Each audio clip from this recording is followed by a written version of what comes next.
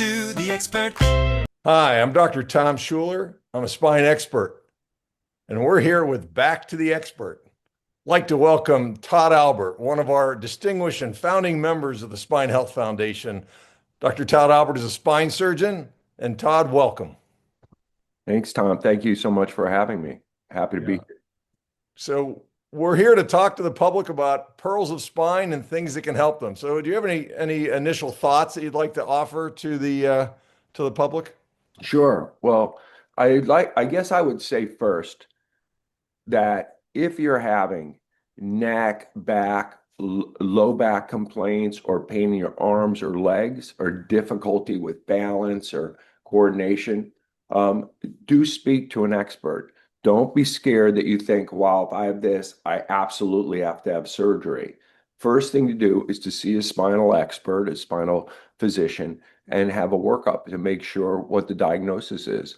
And many things that we all know this, that many things that are diagnosed as a back or disc problems can be treated with physical therapy, with medicines in the initial treatment phase. But I would say to people, if at first it continues, please see a physician. So Todd, you talk about, seeing somebody being evaluated, they may not need surgery. You're a spine surgeon. What percent of your patients do you actually think you operate on? Well, I guess put a better way, I would say of the people, we studied this actually at Hospital for Special Surgery.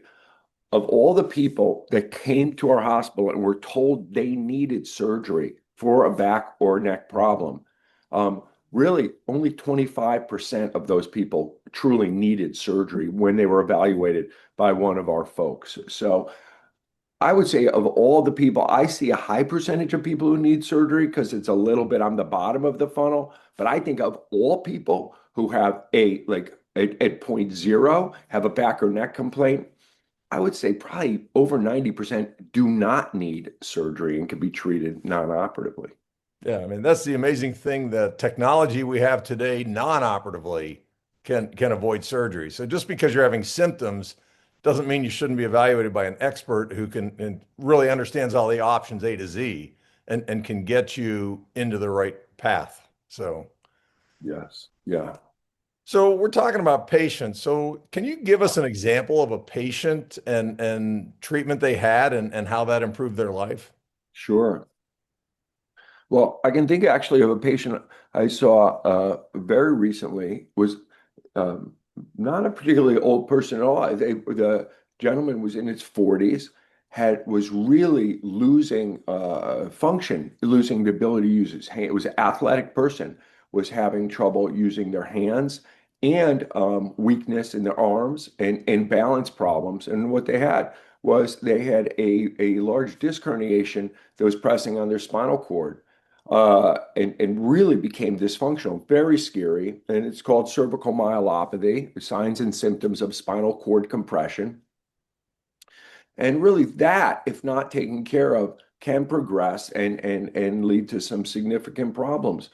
And we did what's called a disc arthroplasty or a disc replacement, like you would see a knee or hip replacement on the patient because it was a soft disc herniation pressing on their spinal cord. Took it out. Patient got remarkable recovery, was really significantly improved within a few weeks after surgery, and within a month or so was back doing their thing with their athletics, working out, back to work.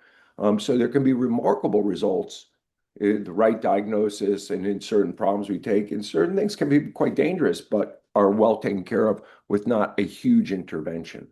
Yeah, well, that's exciting. Disc replacement's kind of newer technology, although we've been doing it for 2 decades. Yeah. But newer technology. But when you talk about disc replacement, that's motion preservation. Why is that an option, and why is that potentially better than a fusion? Well, you know, the hope of it when we started designing these things, as you said, 2 decades ago, the real hope of it was that we could change the natural history because we've always treated in the neck, as opposed to other places, treated many problems with fusion or welding the spine together. And we found that patients do wear out other levels, and we were never sure. Did they wear out other levels because they were stuck at one level and there was more motion next to it? Or was it just their genetics and they were going to wear out one level and they're going to wear out another level, just like you get an arthritis in your right knee and you might get arthritis in your left knee. It's not the right knee's fault that the left knee got the arthritis, but it's their genetics. So we didn't know. The hope was really to change the natural history. And the data seems to show that people who get a motion preservation, get a disc replacement, have a lower chance of needing another operation at other levels. The data seems to imply that. So we're very hopeful. And there's something, if you just think about it intuitively, who doesn't want to continue to have their natural motion of what their neck or back was meant to be?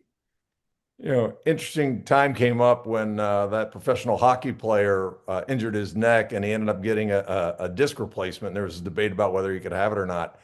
But I was interviewed by several reporters and they were all like, well, if he had the fusion, then he wouldn't have been able to move his neck. And I always thought that was interesting because the public doesn't understand in the neck, you could fuse one level and still have motion because you have all these other discs in the neck. And we thank you for saying that, Tom, because we did a really interesting study a long time ago where we look because of that exact thing you just said, people thought you fuse the neck or you can't move. And we looked at patients with 2, 3, and 4 level fusions.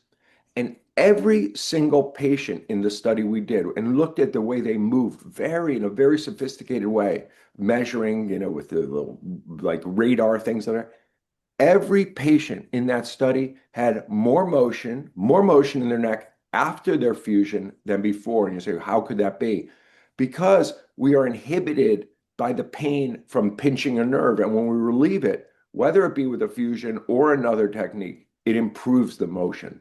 So all fusion's not bad. It's not bad. And I don't even mean to imply that there are times that a fusion is correct when a patient has too much arthritis or a bone forming disease.